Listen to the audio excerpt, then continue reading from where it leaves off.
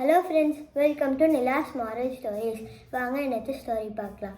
ஒரு தோட்டத்தில் ஒரு ரோஜா பூவும் ஒரு பட்டர்ஃப்ளையும் ஃப்ரெண்டாக இருக்கான்.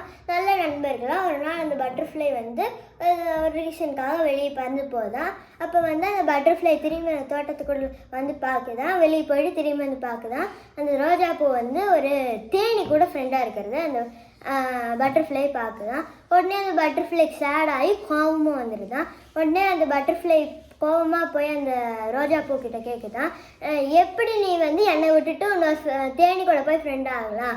நீ எப்படி என்னை விட்டுட்டு ஒரு தேனி கூட போய் ஃப்ரெண்ட் ஆகலாம் அப்படின்னு கோவமாக கேட்டுச்சான் அந்த பட்டர்ஃப்ளை அந்த ரோஜா பூ கிட்ட.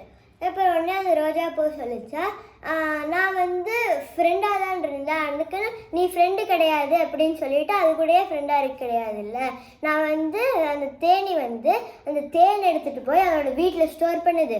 அதை மனுஷங்க எடுத்து சாப்பிட்றாங்க. அது அப்போ அந்த தேனிக்கு அது ஒரு வேலை, மனுஷங்களுக்கு சாப்பிட்றதுக்கு உதவுறேன் அப்படின்னு சொல்லிச்சா அந்த ரோஜா பூ அந்த பட்டர்ஃப்ளை கிட்ட. அப்போ தான் அந்த பட்டர்ஃப்ளைக்கு புரிஞ்சுதான், நம்ம பொறாமப்பட்டுட்டோம், நம்ம எப்போவுமே ஒன்று பொறாமப்படக்கூடாது அப்படின்னு சொல்லிட்டு அந்த ரோஜா பூக்கிட்ட சொல்லிச்சான், நான் இனிமேல் பொறாமப்பட மாட்டேன், எனக்கு நீ ஏதாவது தண்டனை கொடு அப்படின்னு சொல்லிச்சான் அந்த பட்டர்ஃப்ளை அந்த ரோஜா பூக்கிட்ட. அப்புறம் உடனே அந்த ரோஜா பூ சொல்லிச்சான், பொறாமப்படுறவங்களுக்கு வெளியே இருந்து தண்டனை வரவே வேண்டியது கிடையாது.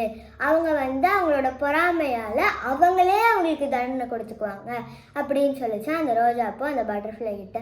So moral of the story என்னென்னா, நம்ம எப்போவுமே அடுத்தவங்க மேலே பொறாமப்படக்கூடாது. தேங்க்யூ.